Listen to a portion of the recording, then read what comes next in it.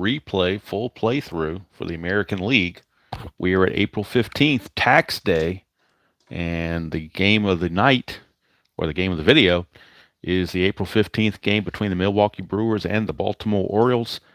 This, of course, known mostly for the Juan Nieves no-hitter. So don't think we're going to be able to recreate that, but it still, seemed like a fun game to do. And so that's why it was chosen. But before we get going on anything with this game at all, we'll look at the look at the score sheets from the games I played previously to get to this point. Starting off with the Cleveland Indians and the New York Yankees, and this was a laugher.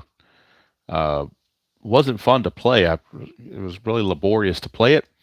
The Cleveland Indians took it to the New York Yankees by the score of 16-3. They pounded out 23 hits in the game, and they really took it to Rick Rhoden, Tim Stoddard, Pat Clements, and Cecilio Guante. And actually, at the end, in the ninth inning, Rick Cerrone actually pitched the ninth inning. He actually did have 2 innings pitched in real world, so to save some of the bullpen, Rick Cerrone actually caught that game. Amazingly, all these hits for Cleveland, no home runs. No home runs in the game for anybody. They just pounded out those 23 hits. So Cleveland defeated the Yankees. And let me go back. I don't think I did. Let me look at this. I forgot to write down on the score sheet what the records were after this game. So let me pull up the league stats. Cleveland is now 4-5. The Yankees are now 5-4. So Yankees dropped to 5-4 after 9 games. Cleveland 4-5.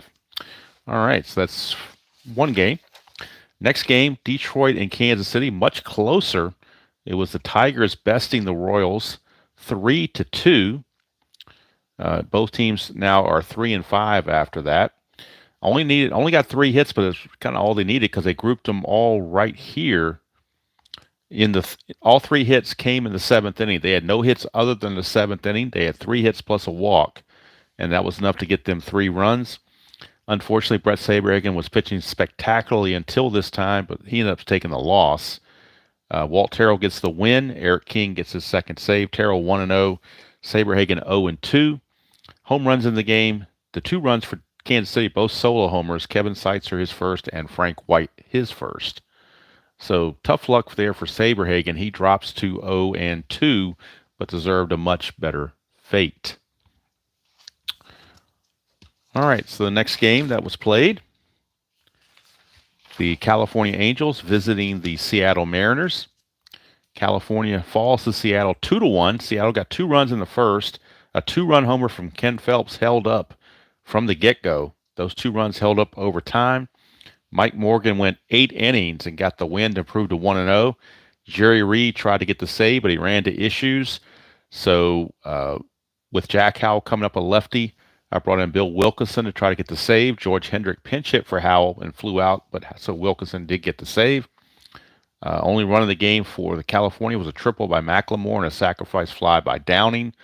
So McCaskill takes the loss, although he pitched very, very well.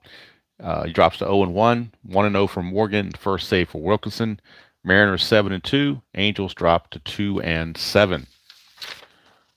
The Blue Jays and the White Sox, battle of 2 teams with outstanding records. White Sox, though, fall 8-5 to the Blue Jays as they scored 6 runs, the Blue Jays did, in the 2nd inning, and really took it to Jose De Leon. Capped off with a Lloyd Mosby home run, his 2nd of the season. And so De Leon drops to 1-1. Dave Stieb went 7 solid for the win, gave up 4 runs, but he had 6 runs of support, so he got the win, 2-0. Jeff Musselman pitched the 9th inning to get the save, his first. And so, again, both teams now are at 6-2. We go to Oakland for the Twins and the A's, and it was the Twins falling to the A's 3-1. Dave Stewart now 2-0, went 8 innings, only giving up the 1 run to the Twins. The only run the Twins had to kind of manufacture a walk to Gagne to lead off the inning. Nieto sacrificed him to second, and then Gladden singled him home, and that was the only run of the game for them. For the A's, They manufactured a run themselves in the same inning. Alfredo Griffin led off with a walk, stole second, and then scored on Tony Phillips' double to tie the game at 1. And then in the bottom of the 6th, Murphy singled. After 2 strikeouts, Griffin singled him to second. A wild pitch put runners at second and third, and then Mike Davis's 2-run single was the difference. They win it 3-1. Stewart, the winner, 2-0. Jay Howell, his league-leading 4th save. Mike Smithson took the loss 0-2. So A 7-2, Twins 2-7. Final game: Texas Rangers and the Boston Red Sox, and the Red Sox dropped to 0-8. They gave up. Bruce Hurst got hit for 5 runs in the first inning, and the Rangers never looked back. They improved to 4-4. 10 runs, 12 hits, 2 errors for the Rangers, 4-4-0 for the Red Sox. Bruce Hurst, 4 1/3 innings, 9 hits, 8 runs. Left him in as long as I could, but they gave the 2-run homer to Parrish, and I had to take him out. He drops to 0-2. Charlie Huff gets the win. Mitch Williams pitched the final 2 innings, but no save involved. Home runs in the game for the Rangers: Broward his first, and Pete O'Brien his 4th. Dewey Evans did hit his 3rd for the Red Sox. But the Red Sox drop now to 0-8 on the season. So they are definitely having their issues, if to say the least. Looking forward to the April 16th game. It will be the Red Sox on the video. It'll be a rematch of their previous game where Roger Clemens takes on Jimmy Key, and that will be at in Exhibition Stadium in Toronto.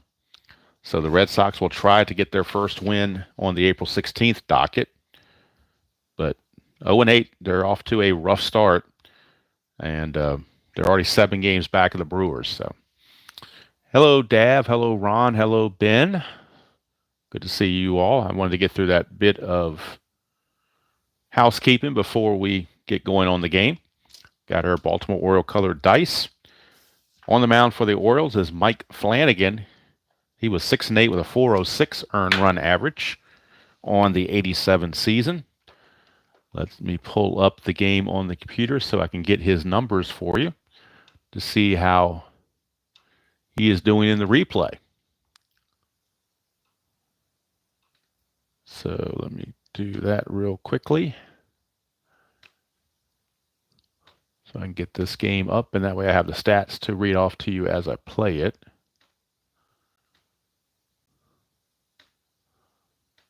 So from Memorial Stadium, and of course for the Brewers is Juan Nieves. He had the no-hitter in real world, and that's why I chose the game.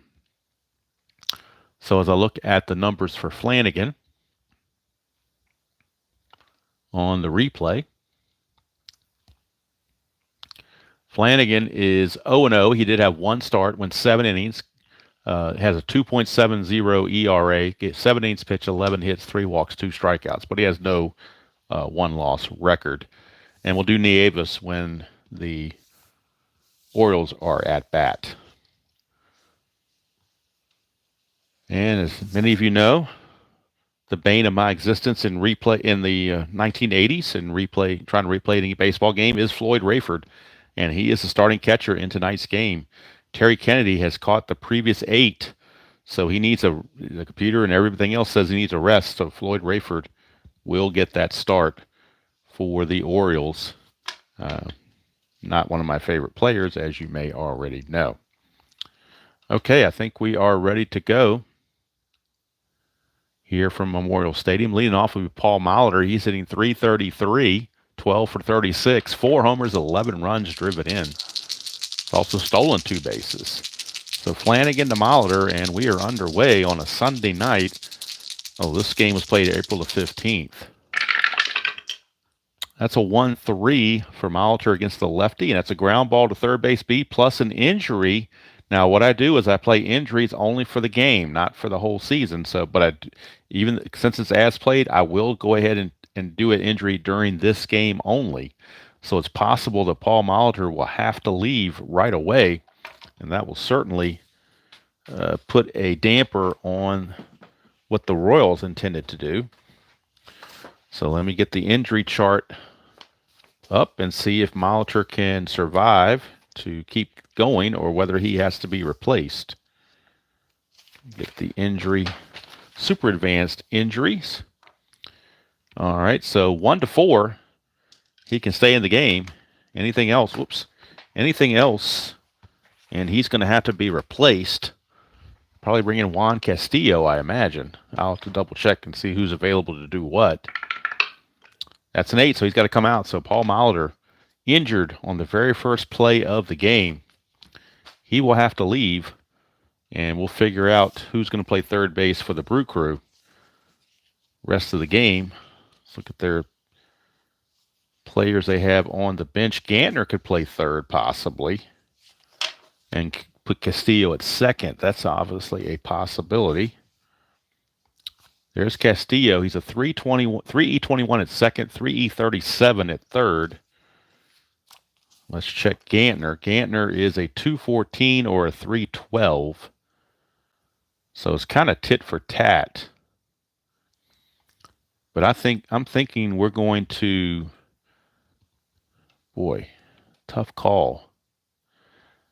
I think we're just going to go ahead and have Castillo play third base. It just seems to make most sense. So Castillo will take over at third base. He is a 3E37, and he runs at a 15. So Paul Molitor, injured on the very first play, and he's going to have to sit this one out for the remainder of the game. So tough deal there.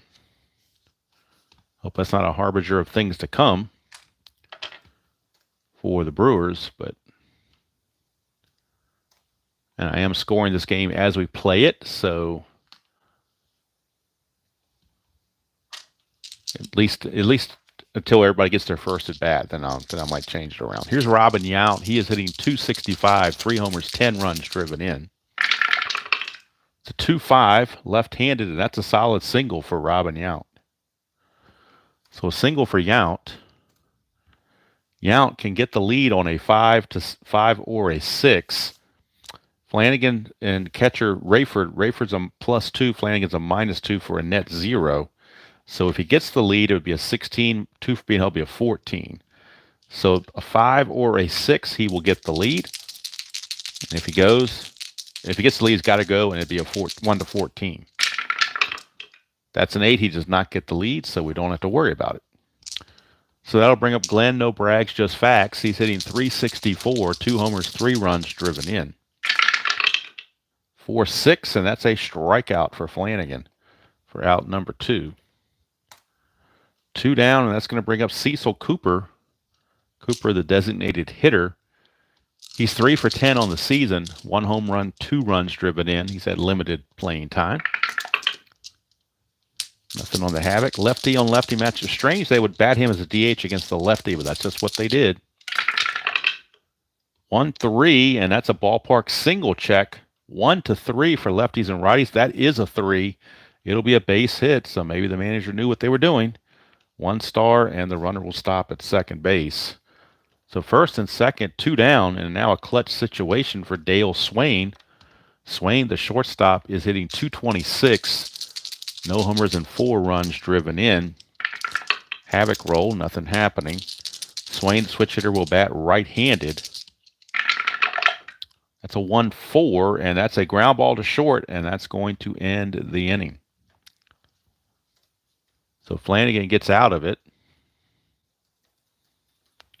And now we need a new third baseman for Molitor, and on the computer I will be putting in Castillo as that third baseman. So Castillo will be the new third baseman going forward. And we go to the bottom of the first. Brewers nothing, Orioles coming to bat. And Juan 19th Nieves breakdown is going to see if he can emulate his no-hitter. It's doubtful, but stranger things have happened. Leading off for the Orioles will be Ken Gerhart. Ken Gerhart, as they're giving Wiggins the day off.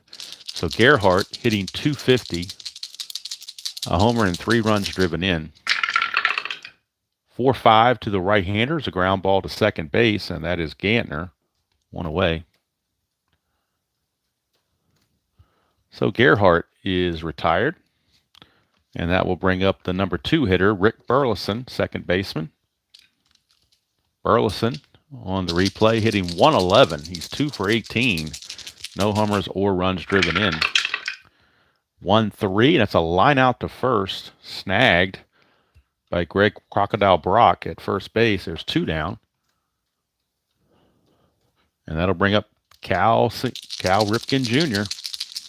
Ripken hitting .313, 2 homers, 5 runs driven in. 2-7, and that's a 1-2 single, but that's an 11, so he will line it to short.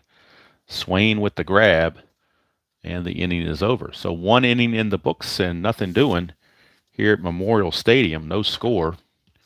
Brew Crew and O's. Flanagan back out. We'll be facing Greg Brock. It'll be Brock, Paciorek, and Schroeder. Kind of a strange lineup that the Brewers have put out in this game. But this is the as-played lineup, so what are you going to do?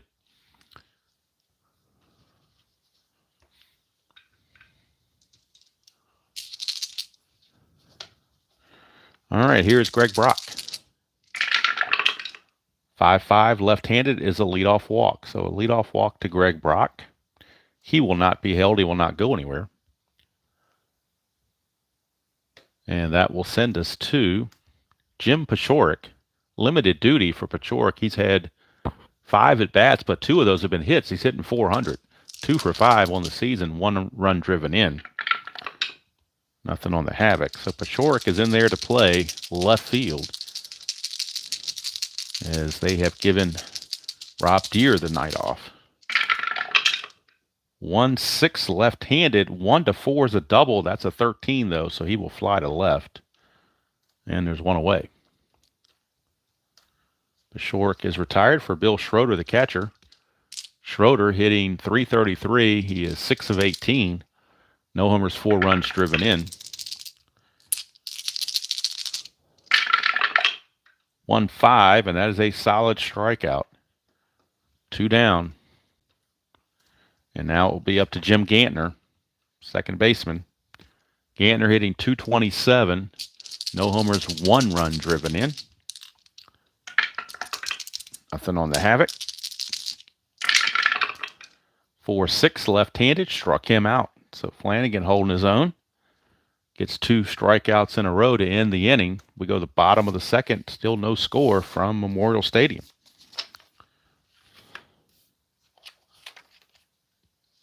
Bottom of the second we go, and Eddie E. Drinkin' B. Murray will lead things off for the Orioles. Murray on the replay is hitting .394. 2 homers and 3 runs driven in. Switch hitter will bat right-handed against the lefty Nieves. 1-11, and that's going to be a fly out to left field. 1 down. Murray is retired. Here's Freddie Lynn, center fielder.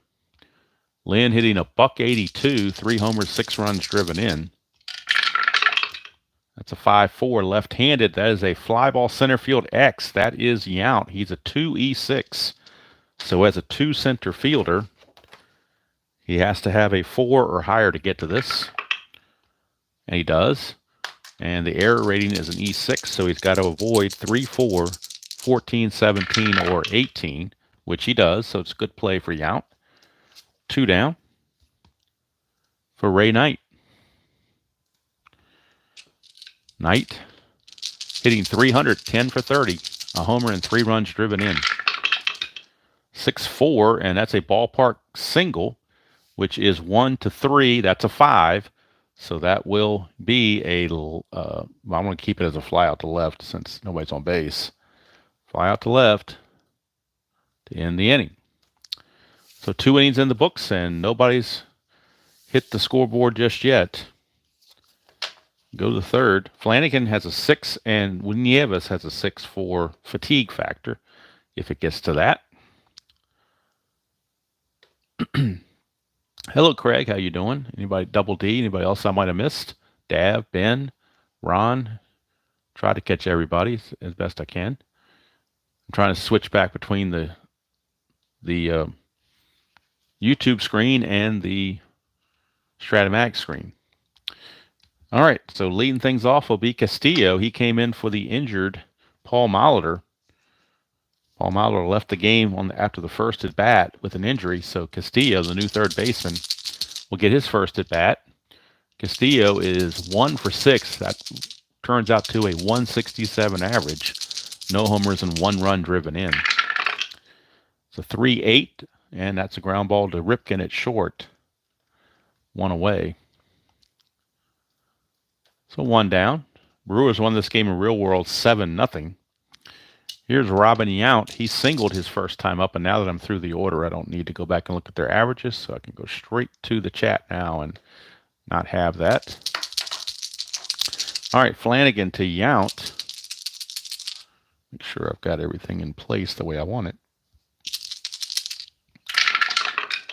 3-4 for Yount. That's a pop out to Burleson at second base. That's 2 away. And it will send up Glenn Braggs. Braggs struck out his first chance. 4-9, right-handed, 1-18 is a single. That's a 14. It will be a base hit for Braggs. 2-out single to Braggs if he can get the lead on a 5 or a 6. So he's going to try to get the lead. He cannot, so he will hold. And that'll bring up Cecil Cooper. Whoops, Suadice. Let's re-roll that. That's a 3-7 left-handed, and he strikes out. So Cooper out on strikes to end the inning. And Flanagan certainly holding his own. We go to the bottom of the third, and it will be the bottom of the order. Lee Lacy, designated hitter, followed by Shelby and Rayford. So Lee Lacy has limited duty. He's 3 for 10, 300 average. No homers and a run driven in. 4-8, and that is a strikeout for Nieves. His first strikeout of the night. That will send up John Shelby. And you know what's going to happen. The first Oriole hit's going to be by Floyd Rayford. You could take it to the bank. The way I disdain for Floyd Rayford, he would be the one to break up the no-hitter. All right, Shelby's hitting .235, a homer and 2 runs driven in. Switch hitter batting right-handed. 1-5, he strikes out. That's out number 2. And here comes Mr. Rayford. Floyd Rayford. Actually, he's 1 for 2 on the season. I've used him very limited duty. So he's hitting .500, but only 2 at-bats. So let's see what he does. 4-9. That's a 1 for a single, but a 13 is a liner to short. And that's going to end the inning. So 3 innings in the books with nothing going on. We go to the 4th. Still no score from Memorial Stadium. Flanagan will be facing Swain, Brock, and Pashorek to start the top of the 4th. Swain, the switch hitter, grounded to short his first time up. Hello, Robert. How you doing? Hello, Tim, in case I missed you. Flanagan, 5-7 to Swain, batting right-handed. Is a ground ball shortstop X. That's Mr. Ripken, 2E20. 2-11, he'll get to it. E20, he's got to avoid. At short, he's got to avoid 4, 15, 16, and 17. And he does, so it's good play for Ripken. And 1 shortstop. Hello, Chuck. How you doing? That's okay, Ben. I lose track as I go back and forth between the Strat-O-Matic computer and the chat, so I can't tell who I've talked to and who I haven't. Let's see here. Grounded to short, because I'm trying to score the game as I'm playing it, but not totally ignore the chat either, so it's a delicate balance there. Here's Greg Brock. Brock, his first time up, walked. 6'9", lefty is going to fly to center. Fred Lynn puts it away. 2 down.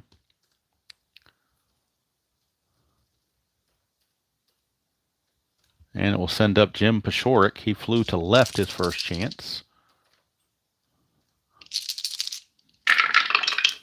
That's a 4-12, and that is a ground ball first base C. Murray fields it, flips to Flanagan covering first, and that's going to end the inning. That 3-1 scoring is paying homage to Tim Klee, baseball fan, because that's where I got it from. All right, so we go to the bottom of the fourth. Top of the order for the Orioles will be Gerhart, Burleson, and Ripken against Mr. Nieves. And Gerhart is first time up, grounded to second.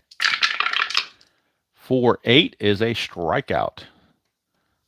Third strikeout for Nieves. And that's going to send us to Rick Burleson. He lined to Brock his first time up at first base. 2-4, and that is a line out to third, so this time he lines it to Castillo. Hit it hard, but right to Castillo, 2 down. And that brings up Junior, Cal Ripken Jr. He lined to Swain his first time up. 5-8, and that is another strikeout. So Nieves with strikeout number 4 in 4 innings, and he has lived up so far in the first 4 innings to his hype. And we go to the 5th, still no score from Memorial Stadium. Bill Schroeder will lead it off for the Brew Crew.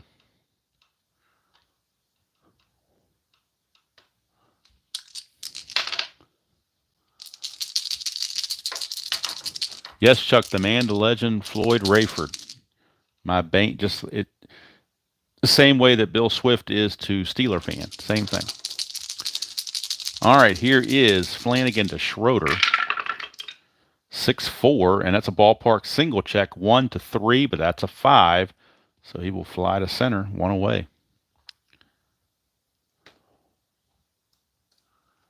And for those wondering why I didn't do a liner to short, if the failed hit on a ballpark check, if there's nobody on base and it doesn't affect where it goes, I go with what's on the card originally. And originally it was a fly to center. There's just so many lineouts to short and lineouts to second. I like to get some variety. That's why I keep that. Now, if there was something where a run on third would have scored this way, then I obviously go back to the liner. But that's why I do it that way, just in case you're curious. All right, here's Gantner. He struck out his first chance. 2-6 for Gantner. He's going to line it to short, right to Ripken, and there's 2 away. 2 down, and that's going to flip the order back over to Castillo. And anybody came in late, Paul Milder got injured after the first at bat, so he is no longer in the game. Castillo is taking his place at third base. 2-2, and that's against the left-hander. And he's got line out third, max injury. Look at this. It could be another injury.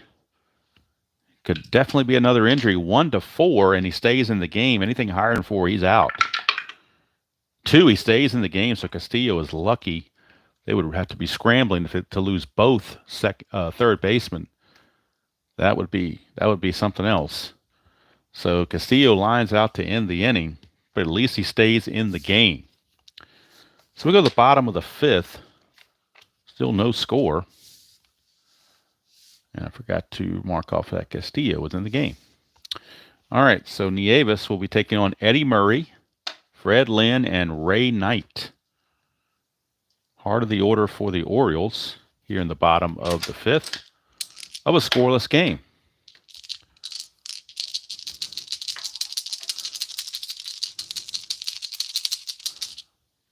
Nieves to Murray. That's a 1-4, and that's a ground ball to third, and that's Castillo right there, Johnny on the spot to make the put out, 1 away. And Murray is retired. That'll bring up Freddie Lynn. Flew to center his first time up. 4-9, and that is a walk. So Nieves gives up his first base runner. It is a base on balls to Fred Lynn. 4-9 against the lefty is the walk. Fred Lynn will be held because if you don't hold him, he's going to get the jump automatically. But if he tries to get the lead, he can be thrown out on a 7 through 10. So he will not go anywhere. He will stand pat. And Ray Knight will step to the plate. But the first havoc roll for Juan Nieves. And nothing's happening. Knight flew to left his first chance. 3-9 for Knight is another walk. So back-to-back walks off of Nieves.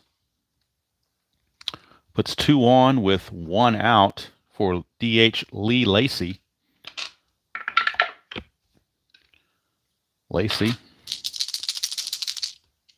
Whoa, the Suidice, that one die did not go through the tower, so the whole roll has to be redone. We got to redo the whole thing. So let's fix this. We don't want anything tainted, so we need to do it over again, where we get all the dice through there. 4-8, and that is a strikeout, a big one by Nieves. And that will bring up Shelby, John T-Bone Shelby,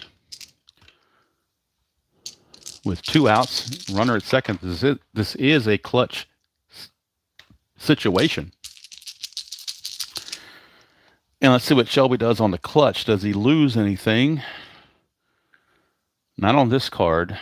Doesn't appear that the clutch affects him at all, one way or the other. So, havoc roll, nothing happening. Shelby struck out his first chance.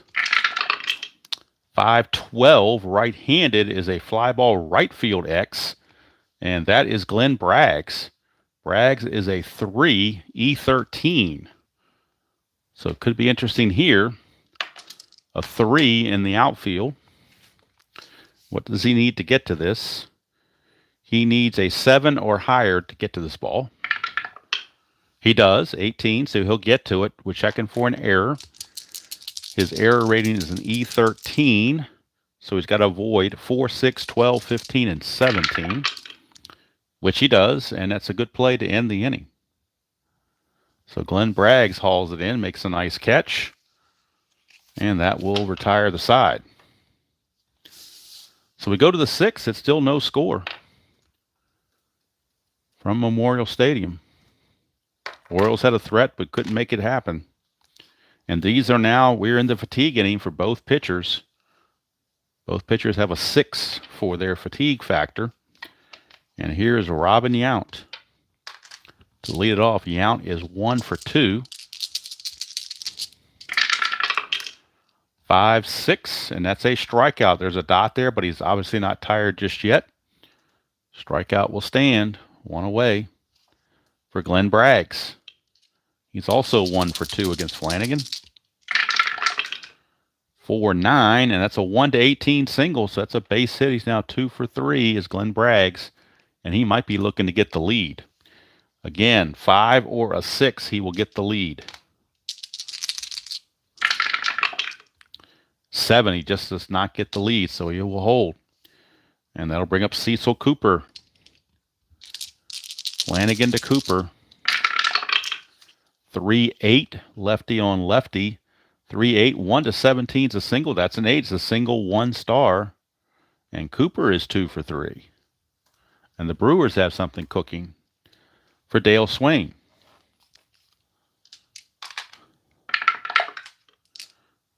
So Flanagan, his wild pitch rating for Flanagan is a 4. So a 1 to 4 on the D20, and he will toss a wild pitch. He does not. It is blocked by Rayford, so Rayford finally did something good. Here's Swain.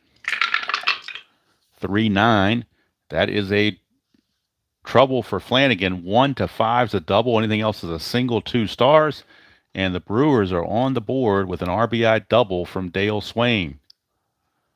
Scores Braggs and moves Cooper to third.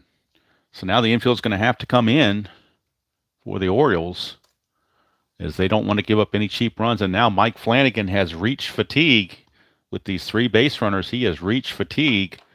So the bullpen for the Orioles is active. They're limited. They only got 4 guys: Arnold, Schmidt, Williamson, and Bell. Schmidt pitched this game in real world, but I need to check the computer and see who's got the least amount of fatigue based on previous outings. Let's see if any. Arnold is showing a little bit of fatigue. Schmidt and Williamson are not. So the top two guys to use are Schmidt and Williamson. Let's see who's pitched more than anybody else. 7 innings pitched so far for Williamson, 9 for Schmidt. So Mark Williamson is losing in the bullpen for the Orioles. But right now they're going to let Flanagan face Brock since it's lefty-lefty. Although he is tired, so you have to be cognizant of the fatigue. All right, Flanagan. Infield, that's a 2, so it's a balk chance or a pass ball chance. Now, Flanagan has a 0 balk rating. Rayford pass ball rating is, if it'll come up on the computer, his pass ball rating's a 4. So if we get a pass ball check, we will check it. Nope, it's a balk rating, and Flanagan's balk rating is a 0, so he cannot balk. All right, so here is the pitch to Brock. Infield is in. 1-6, and that is a ground ball second base A. And with the infield in, I believe it's just batter out at first, and everybody holds. Second and third, ground ball A, a 1 is batter out, runner holds. So having the infield in certainly saved a run there, at least for now. And now the question is, do you allow Flanagan to keep pitching? Or do you go to Williamson against the righty Paciorek? And I think Cal Ripken Sr. has made the move, and they're going to Mark Williamson out of the bullpen. So that's going to be it for Mike Flanagan. Flanagan's day is done. Can't close the book on him yet because he is responsible for both runners on base. But the Orioles will now go to right-hander Mark Williamson. He was 8-9 with a 4.03 earned run average on the 87 season. Mark Williamson. Paciorek is your scheduled hitter for the Brewers, and we're not in the 7th inning yet, so I'm not going to do any pinch hitting. But we will bring in on the computer, Mark Williamson will be coming on to pitch. And on the replay for Mark Williamson, he is 0-1 with an ERA of 7.71. 7 innings pitched, 11 hits, 2 walks, 4 strikeouts, and 1 home run allowed. But now the infield again can go back because there's 2 outs, but it is a clutch at bat. Clutch at bat for Paciorek against Williamson. Clutch at bat. Brewers trying to break the game open. 1-7. It's a clutch single chance, but we're in a clutch situation, so the single is taken away by the clutch, and that's going to turn into a pop to short right there. 1-7, and he's got that Omega symbol, so the anti-clutch cost him 2 runs right there. But the Brewers do take a 1-0 lead. But Williamson gets the job done and gets out of the inning. So we go to the bottom of the 6th, 1-0 Brew Crew. But it could have been worse if you are the Orioles. All right, bottom of the 6th, and who's coming up? None other than Floyd Rayford to lead it off. He lined to short his first time up. Floyd Rayford.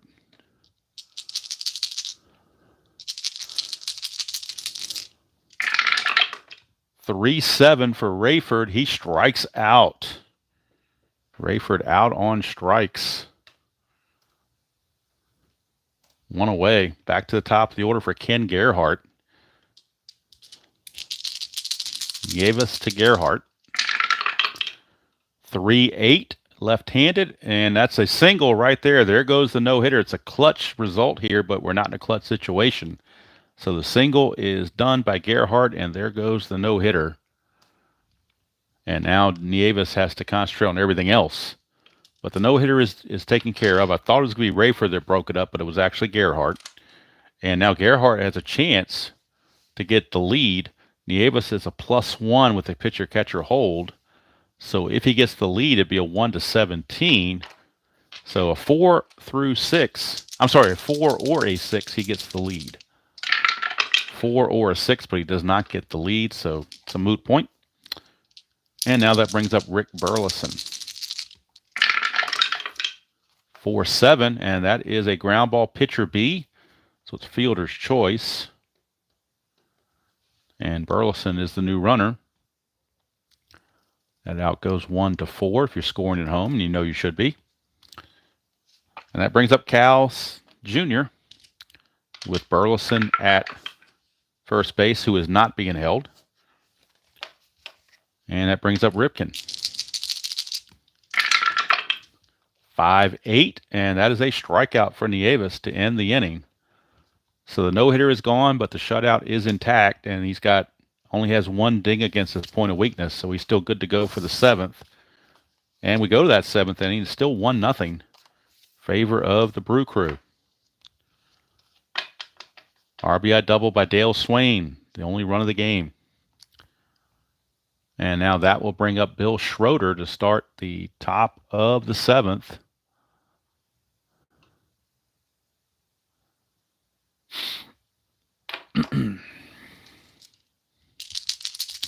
Williamson to Schroeder. 1-6, and that's a strikeout. Schroeder is out of there. One down for Jimmy Gantner. Gantner 0 for 2. 1-11, and that's a line out to second base. Burleson is right there. Quickly 2 outs.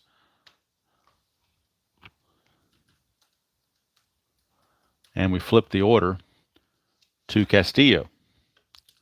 Castillo's 0 for 2 since taking over for Molitor. 4-3, switch hitter batting left is a fly ball left field X. That's Gerhardt. He's a 2E10. So as a 2, he needs a 4 or higher. He does. E10, he's got to avoid 4. 3-4, actually. 3-4, and then 14 through 18. And he does. So good play for Gerhardt. And we go to the 7th inning stretch with a score of 1-0. Certainly a lot closer than the last video that I did, where it was a lambasting. So thankful that this game is closer. Nieves back out for the bottom of the 7th. I might take a quick stretch break myself just to stand up and move around a bit.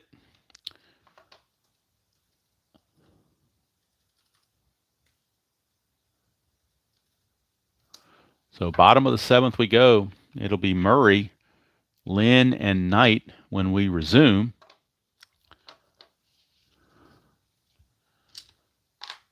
Let me do one quick thing here to make sure that I didn't mess up any focus or anything like that. Hopefully we're still in good shape that way. Tabby is downstairs resting. I was going to bring her up here, but I don't think she wanted to be moved, so I didn't mess with her. I'll let her just do what she wanted to do. While we're doing the 7th inning stretch, I'm going to go ahead and stand up and stretch and get my benches and bullpens lined up. Brewer bullpen.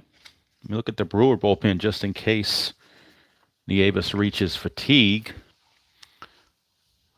Let's see. Let me go to the computer and see who's tired or who's rested in the bullpen, who's not. Let's see here. Looks like all the bullpen guys they're all fresh. Basio, Clear, Krim, Johnson, and Plesac. None of them show tired on the computer, so they're all available. Every one of them is available. All right. I did my little stretch, so I think we're about ready to resume play. So, bottom of the 7th, Eddie Murray. He's 0 for 2. He'll lead off against Nieves. 3-5 to the left-hander is a walk. Third walk issued by Nieves. And with it being such a nip-and-tuck game, he's the tying runs. You got to be careful. He will not be held. And here's Freddie Lynn. Lynn, 0 for 1 with a walk. 4-7, and that is another walk. So 4th walk of the game for Nieves. And he is almost pushing fatigue. Getting very close. And that brings up Ray Knight with 2 on and nobody out. Knight's a terrible bunter. You normally would bunt here. Unless we pinch hit. We can pinch hit if we choose. because we're in the 7th inning. That's my rule. We got to be in the 7th inning to pinch hit. Let's see if we got anybody on the bench that can bunt. Alan Wiggins is an A bunter, so they definitely could think about using him to bunt, but I really want to use him for a pinch runner, so I really don't want to use him to bunt. Rene Gonzalez is a C bunter. Boy, you normally like to bunt here, but I guess we'll have him swing away. You got Nieves a little bit on the ropes, so I don't giving them a free out. I want to make them earn it, I guess. So Nieves now to Knight. 210 for Knight. That's a pop up to third. Infield fly rule. One away. It's a huge out. And that will send us to Lee Lacy. Chuck Crim de la Crim is in the bullpen for the Brewers, loosening, just in case Nieves is in need of relief. 4-6, and that's another walk for Nieves. He has walked the bases loaded. That might reach his fatigue. Let's see if the computer gives him a nod for being tired. Yes, he is. Nieves just reached his fatigue level for John Shelby. And now what do you do if you're the Brew Crew? Do you bring in... Shelby's a switch hitter, so it doesn't matter which side of the plate you bring him in, I guess. Do you go to Chuck Crim or do you go to Nieves, or do you leave Nieves out there under fatigue rules? Boy, Chuck Crim. Or do you pinch hit for John Shelby? That's another possibility. You would lose some defense, but you'd certainly gain the offense. So let's look at the Orioles bench. Couple good possibilities. You got Larry Sheets and Jim Dwyer. They're two solid hitters. Actually, Sheets 316 with some pop. So we're going to pinch hit for John Shelby with Larry Sheets. So Larry Sheets it is in the pinch hitting role. Now, does that mean you bring in the lefty for the Brew Crew? Do you bring in John Henry Johnson? That's the other question. No, John Henry Johnson is a 957 earned run average, and it's a little bit early to bring in Dan Plesac. So we're going to stick with our original plan. But do you pinch hit for Sheets? The question is, do you pinch hit Sheets? Because Nieves is still in the game. That's the problem. But he's such a good hitter, I don't think it matters lefty or righty. So they're going to go ahead and pinch hit for Shelby with Larry Sheets. So we are going to go to the computer and put in Larry Sheets as the pinch hitter. Nieves will stay in the game with the lefty on the mound. We will not go to Chuck Crim yet. We will go to, or we will stick with, rather, Juan Nieves. Larry Sheets could go into right field if they'd like, or they might be able to use Jim Dwyer in right field for better defense. We shall see. Right now, bases loaded, one out. The other question is, do you play in or do you play back? They're going to play for the double play. He's got a lot of ground ball A's on his card. So they're going to play back for the double play. Nieves to Sheets. 1-4 for Sheets. Oh, he just missed a grand slam. 1-5 would have been a grand slam. How do you like that? 1-5 would have been a grand slam. Instead, you got a ground ball pitcher A. That's going to be a 1-6-3 double play to end the inning. Boy, talk about disaster for the Orioles. They had Nieves on the ropes.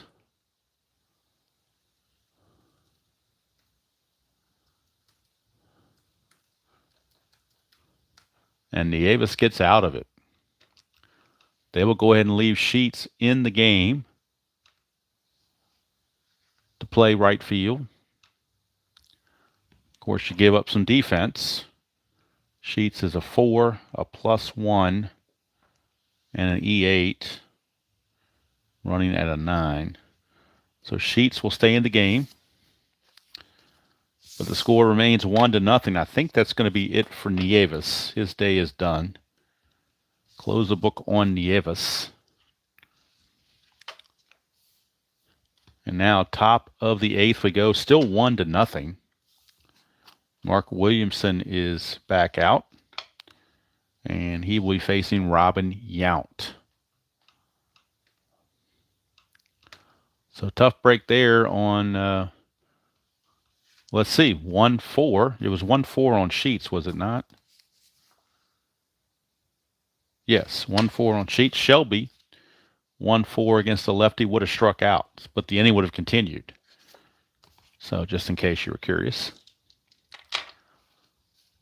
So now we go to the 8th inning, top of the 8th rather. Let me fix the focus here because I'm moving a lot of stuff out of the way. Let's get the focus lined up. All right, so that's, like I said, that's going to be all for Nieves. Chuck Krim will be the new pitcher coming in the bottom of the 8th. Chuck Krim de la Krim. Right now, Williamson will continue. No, 1-4, Rayford would have grounded back to the pitcher as well. It would have been the same result, just in case you were curious. All right, so Robin Yount facing Williamson. Forgot to make my little mark here. Okay. So Williamson's faced 4 batters, gotten them all out. 4-9, and that is a pop out to Ripken at short, 1 away. Surprising that the Brewers have only scored 1 run. That's more surprising than anything else. Scored 7 in the real game. All right, so here's Glenn Braggs. He's 2 for 3. 2-9 for Braggs. He's going to ground it to third.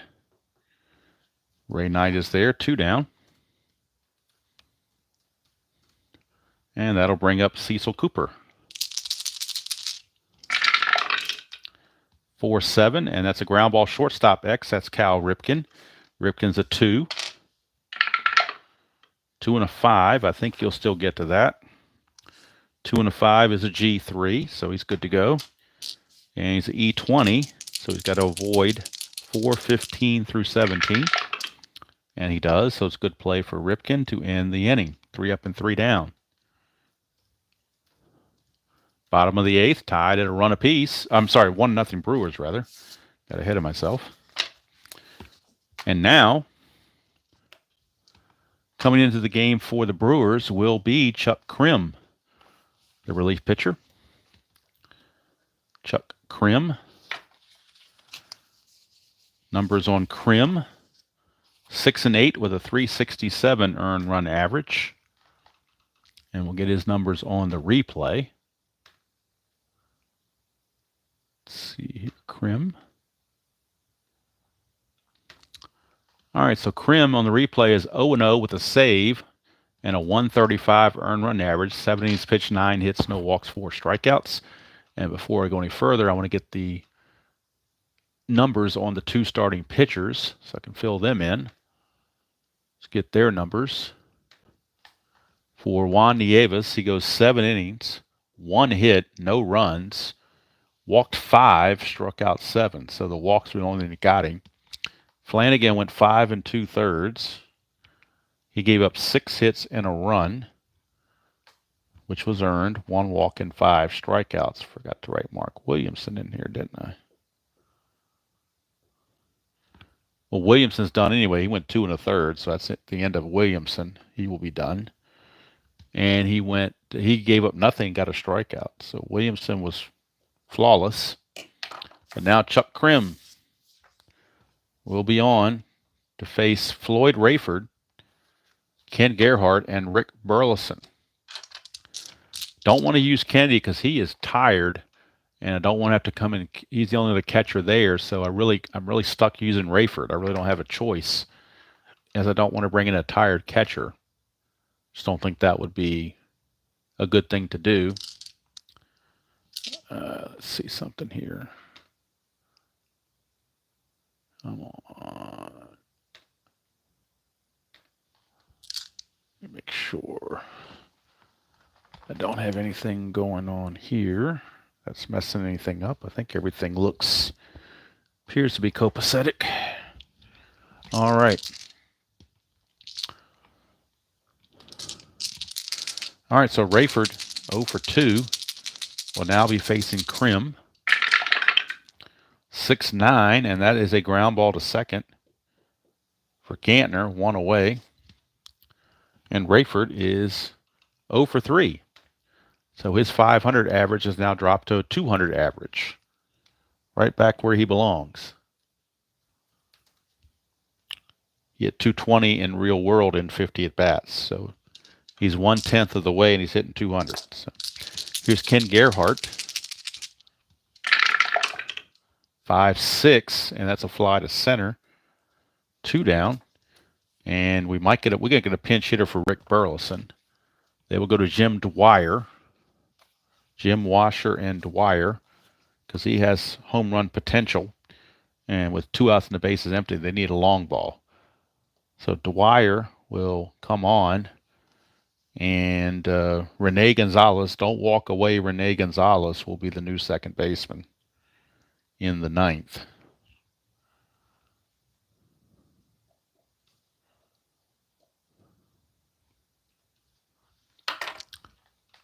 All right, so Gerhardt flew to center.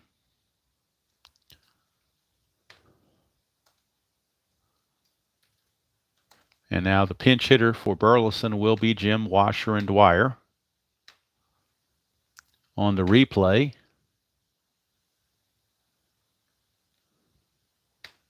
Dwyer is hitting 400. 2 homers and 3 runs driven in and 15 at bats. So definitely an upgrade. 2 outs, bases empty. They're looking for that long ball that can tie the game. Veteran Jim Dwyer, he's been around a long time, and pinch hitting has been his specialty over the last few years for the Orioles. So Cal Ripken Sr.'s trying to get lightning in a bottle with Jim Dwyer. Krim to Dwyer. 2-6, and that's a single. There's a clutch there, but there's nobody on base, so the single will be good. So Dwyer is on, and Rene Gonzalez will go ahead and pinch run for Dwyer. So Rene Gonzalez will take over and pinch run, or do we let Wiggins pinch run? Actually, Wiggins is going to pinch run, and he's going to try to steal. So that will leave Terry Kennedy as the only bench player remaining. But you got to do what you got to do. So Alan Wiggins is the pinch runner for Dwyer. So we'll put Wiggins into the game as a pinch runner. So even with the DHs, there's still strategy you can turn to. Krim, let me get his hold rating. I didn't write that in when he came in relief. Krim's hold rating is a -2. So a -2 for Krim. And Schroeder's a +1. That's a -1. So Krim is a -1. So if Wiggins gets the lead, it's still a 1-15. Very, very doable.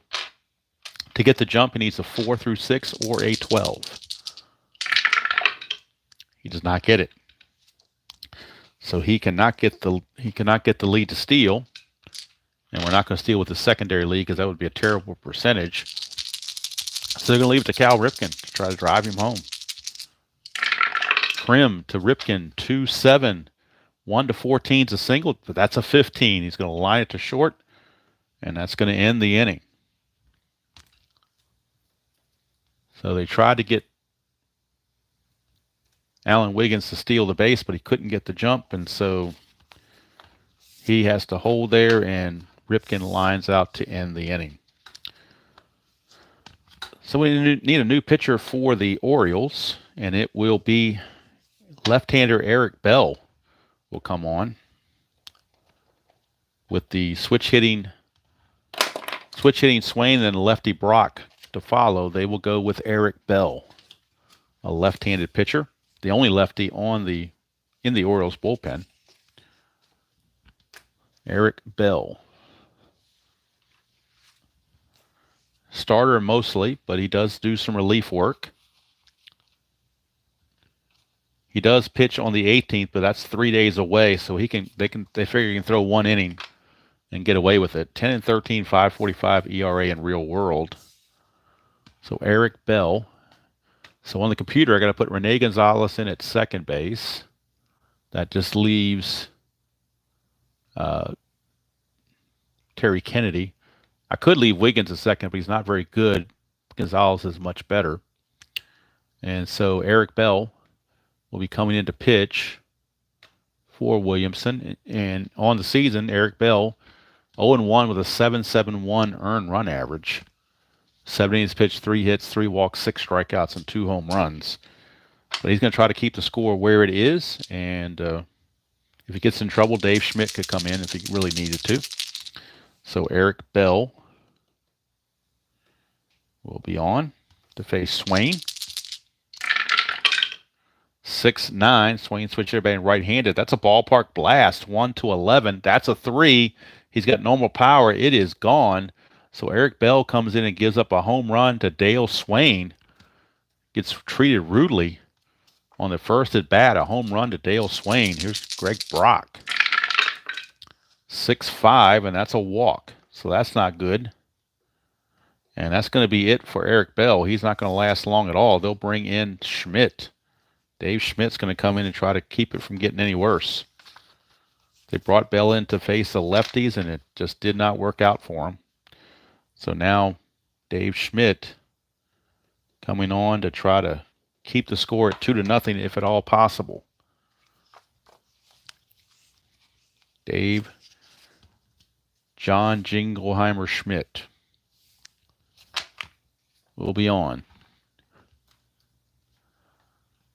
to face Paciorek.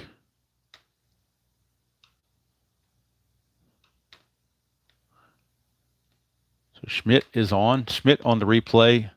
0-0 with a 0 ERA and no saves. 9 innings pitched, 8 hits, 2 walks and a strikeout. So he has tossed 9 innings in relief and is not allowed to run.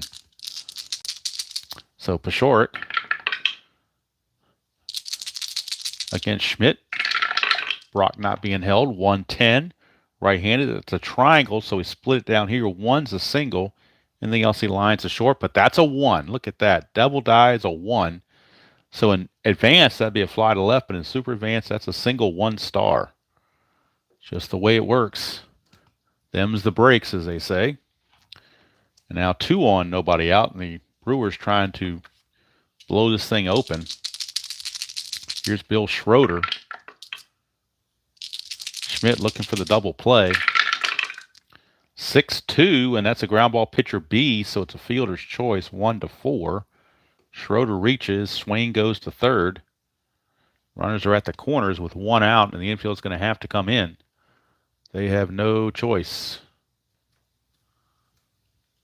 Infield's going to have to come in for Jim Gantner, as they don't want to, well, you could take a chance that he hits into a double play, but boy.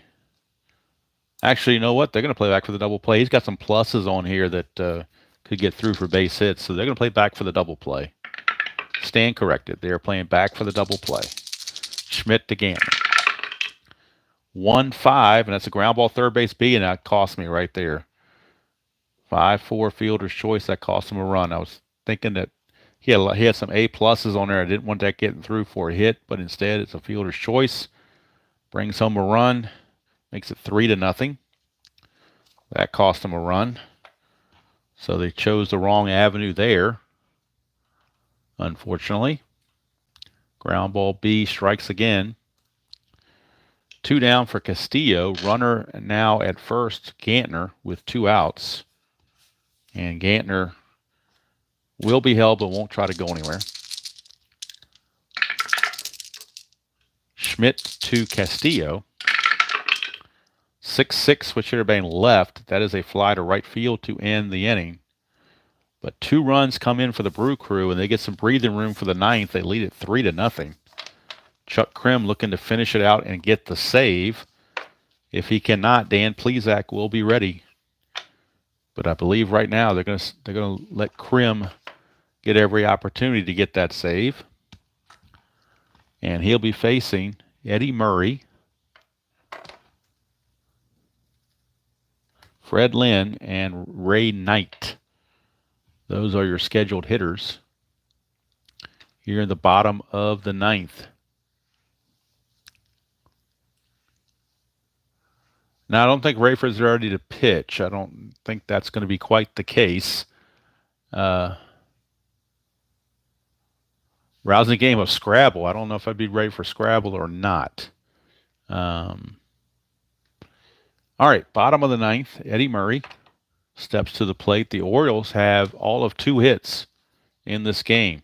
Single by Gerhardt that broke up the no-hitter, and a pinch hit single by Jim Dwyer. It's been their only 2 hits of the game. All right, here's Krim to Murray. 1-4. That's a ground ball to second. Gantner is there, 1 away. Brewers looking to go 8-1 and send the Orioles to 3-6. So if they're 8-1, they would now be 7.5 games ahead of the last place Red Sox early on. Here's Fred Lynn. 2-8 for Lynn. That's a ballpark blast. Home runs are 1-11. That's a 2. It is gone. Fred Lynn, home run. A home run for Fred Lynn. That is home run number 4 on the season. RBI number 7. Solo shot for Fred Lynn.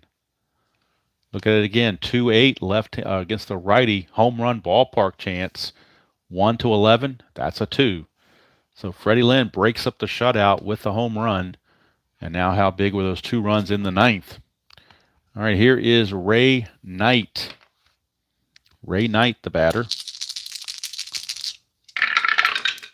2-6 for Knight. He's going to ground it to short for out number 2. And we're down to Lee Lacy. Larry Sheets on deck. If Lacy can reach, Sheets would be the tying run.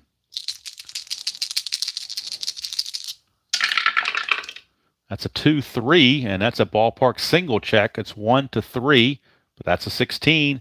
He's going to line it to short, and actually going to ground it to short, and that's the end of the game. Ball game is over. The Brew Crew defeat the Orioles by the score of 3-1 and improve to 8-1 on the replay. Orioles drop to 3-6. Get the totals. 3 runs, 8 hits and no errors for the Brewers. 1 run, 3 hits and no errors for the Orioles. Krim went 2 innings to get the save, his second of the season. Nieves now improves to 2-0 with the victory. And Flanagan takes the loss. He drops to 0-1. So Krim went 2 innings, gave up 2 hits and the run, which was the home run. No walks, no strikeouts. Eric Bell didn't do much. He gave up. He went no innings, but he gave up a hit and was charged with both runs. Walk and no strikeouts. Schmidt went 1 inning, gave up a hit, nothing else. Left on base, Brewers 7, Orioles 6. Home runs in the game. Dale Swain, his first of the season, and Fred Lynn, his 4th of the season. But again, Brewers took it to him. Nieves, 7 shutout innings, a 1-hit shutout through 7. Then he fatigued, partially because of the 5 walks. And the Brewers defeat the Orioles by the score of 3-1. Next game on the schedule, we will be in Boston. We'll be in Toronto, rather, for the Red Sox and the Blue Jays. Red Sox and Blue Jays, it will be Roger Clemens against Jimmy Key. And we'll look at the standings very quickly. Now that this game is completed, we'll get the standings up to. There were only 2 games played on the 16th, and I've got them right here. I'm going to play Oakland, Seattle offline, and then we'll do Boston, Toronto on the video. Let's see here. Look at the standings. All right, so Boston is 0-8. Toronto is 6-2. So they're 6-2, and Boston is 0-8. All right, so that's the next game on the video. Roger Clemens against Jimmy Key. But for tonight, we tried to redo history with Juan Nieves. He pitched well, but gave up that hit to Gerhardt in the with 1 out in the top of the 6th to lose the no-hitter, but held on to get the victory by the score of 3-1. So I do appreciate everybody spending part of your Sunday evening with me. Thank you for tuning in and being a part of this broadcast. And I hope you caught RJL's broadcast earlier for Fall Classic. Different game, of course, than Strat. A very Apple-like game. I had some fun with it when I played it originally. I may go back to it eventually at some point. I got the 89 season, so I might do that at some point just to be different. But, until next time, thank you, Prague. Nice to see you here. Again, Brewers win it 3-1. They improved to 8-1. I'm sorry. Yeah, they improved to 8-1 on the season. Orioles dropped to 3-6. Just looking at the standings very quickly in the American League East, the Brewers are 8-1. They're in first. They have a game and a half lead on Toronto, who is 6-2. Yankees are 3 back at 5-4. In the American League West, Seattle and Oakland are both tied at 7-2. So that makes this game here offline a first place game. Jose Rijo against Mike Trio. I played it offline. The winner of that will take over first place in the American League West. And the White Sox are 6-2, just 1/2 game back. Texas, with the win over Boston, is now 2.5 games back. They are 4-4. The rest of the teams are struggling. Minnesota surprisingly struggling at 2-7, the world champions, but it's only been 9 games, so anything is liable to happen. So Floyd Rayford, unfortunately, 0-for-3 for him, and probably won't see Floyd Rayford for a while again on video. At least I hope not. And I use him sparingly in the replay on the computer. He only had 50 at bats, so I don't really want to. Hello, K fan, good to see you.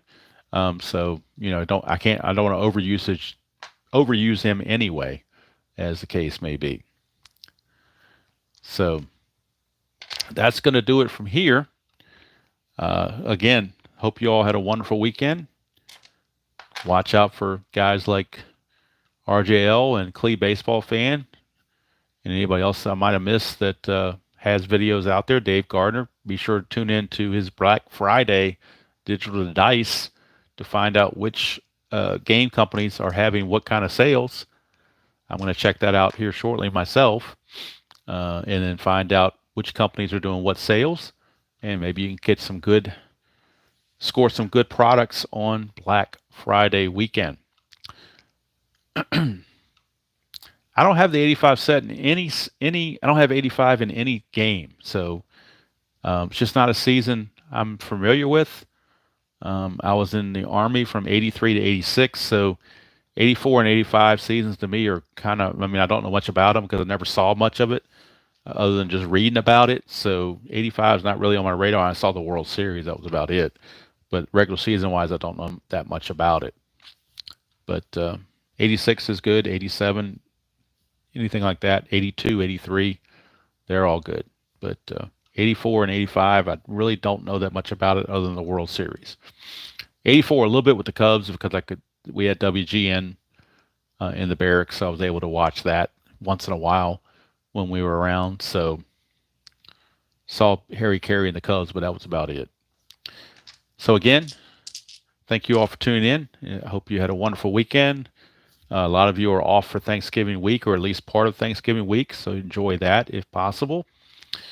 Stay safe out there. Don't eat too much if you can avoid it, and if you drink responsibly, obviously. So until next time, we leave here with the Brewers winning 3-1. Enjoy playing whatever game you choose to play, however you choose to play it, and I will see you all down the road.